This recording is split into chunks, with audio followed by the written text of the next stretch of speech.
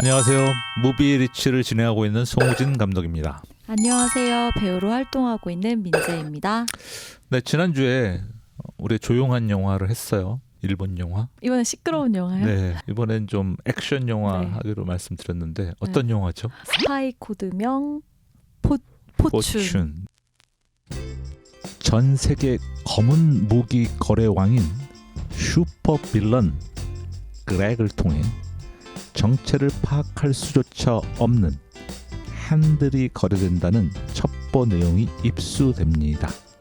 국가정보국은 전 세계를 붕괴시킬 수도 있는 이것이 무엇인지도 알 수 없어 대혼돈에 빠지게 됩니다. 이 혼돈을 해결할 자는 오직 하나. 모든 것이 완벽한 업계 최고의 스파이 포춘뿐이었습니다. 무비스타 테크 전문가와 샷건 마스터까지 팀을 꾸리고 일생일대의 위험한 임무에 나서게 됩니다. 빌런이 불쌍해지는 완벽한 스파이, 영화 스파이 코드명 포춘이었습니다. 사실 가이리치 감독이 연출을 했잖아요. 네. 가이리치 감독은 뭐 알라딘도 했고 셜록 홈즈 시리즈도 했고 맨 프롬 언클 저 되게 재밌게 본 영화인데 맞아요. 이런 영화를 연출했기 때문에 사실 기대가 많았습니다. 또 거기에 막 제이슨 스타뎀이 나오고 또 조시 허트넷도 나오고 휴그란트까지 네.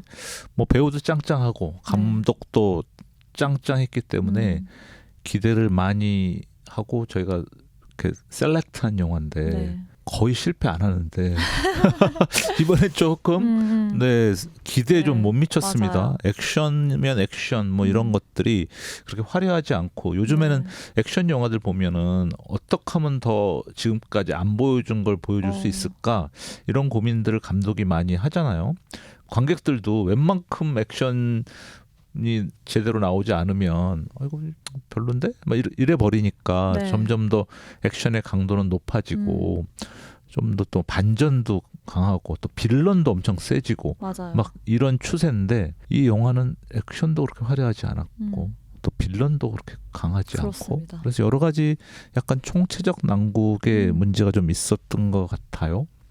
하지만 뭐 이런 영화를 보고도 우리는 또 성찰을 해야 되는 부분들이 있죠. 네, 맞습니다. 올해였죠? 미션 임파서블 시리즈가 네. 있었고 데드 레코딩. 네.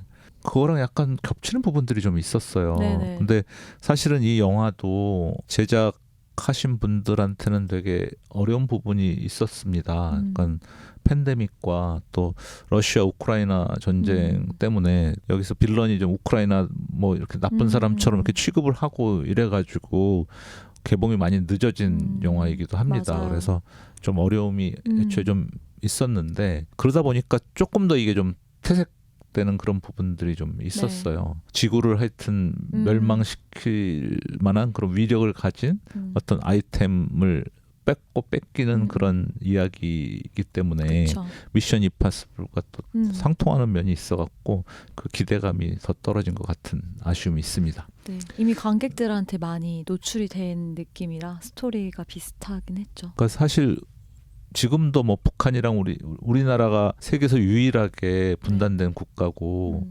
핵 위험에 언제든지 노출돼 있는 그런 것 때문에 계속 걱정하고 있고 뭐 안보적인 면이 고민되는 그런 상황 속에서 우리가 살고 있잖아요. 네네. 근데 사실 우리가 뭐 오펜하이머도 했지만 핵무기가 그렇게 만들어졌고 굉장히 큰 위력을 발휘해서 이제 그런 피해를 봐온 나라가 있고 그 위력을 알고 있기 때문에 함부로 핵을 쓰지 못하죠 지금. 그쵸. 그러니까 핵을 쓰면 인류가 혼자만 쓰는 게 아니라 버튼을 만약에 눌렀다. 그럼 상대방도 누르고 그럼 결국에는 공멸한다라는 생각을 갖고 있기 때문에 이런 핵무기의 이런 부분들이 소재가 되고 있긴 하지만 이게 함부로 쓸 수 없는 그런 경계심이 굉장히 크고 두려움도 크죠. 네.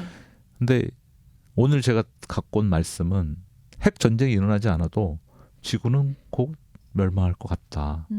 뭐 때문에? 환경 문제 때문에. 맞아요.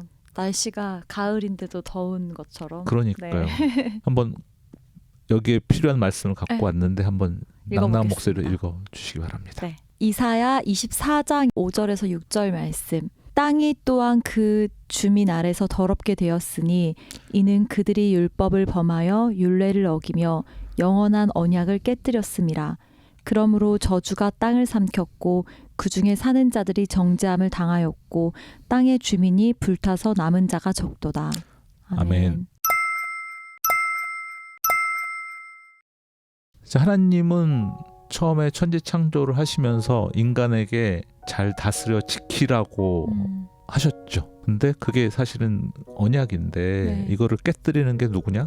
바로 사람들, 인간들인 거죠. 지금 이제 그 골든 타임을 7년으로 보고 있어요. 네. 그 2030년까지 만약에 이런 형태로 환경을 파괴하게 된다면 그때는 우리가 살아갈 수 없는 땅이 되는 거예요.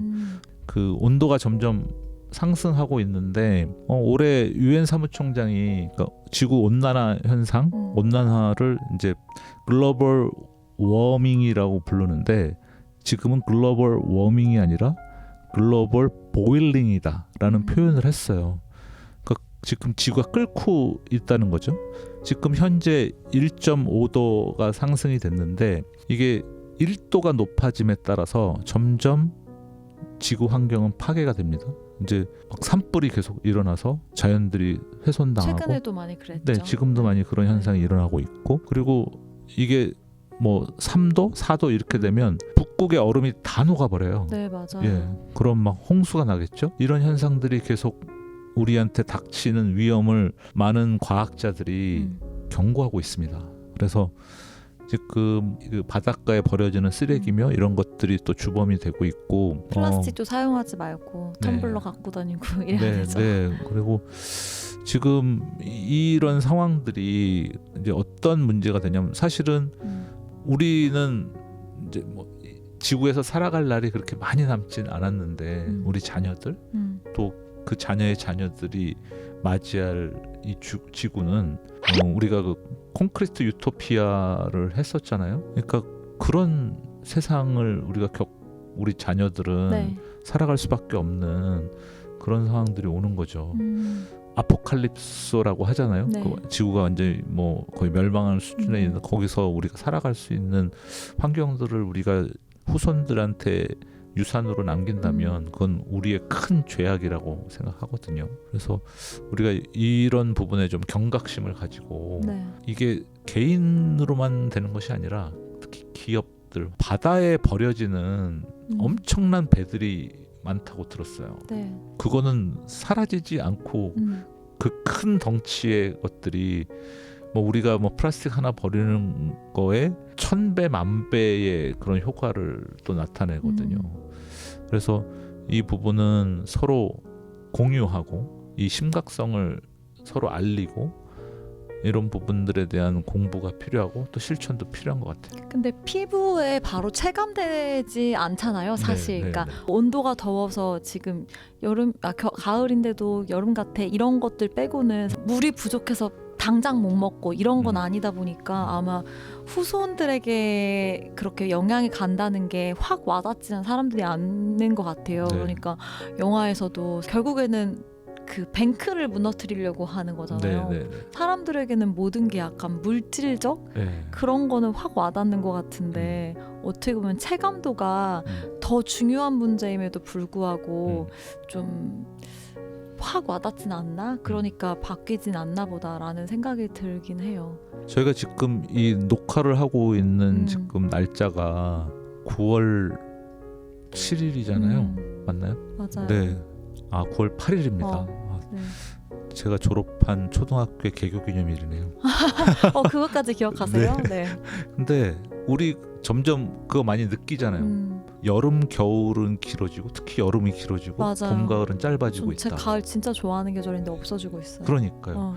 지금 오늘도 최고 기온이 30도, 31도 이렇단 말이에요. 그러니까 저희 오늘 반팔 입었잖아요. 그러니까 이게 제가 이제 피부로 우리가 체감하기가 좀 힘들다고 생각하는데 이번 여름 휴가를 사실 제가 이제 삿포로를 갔다 왔는데 짧게. 네.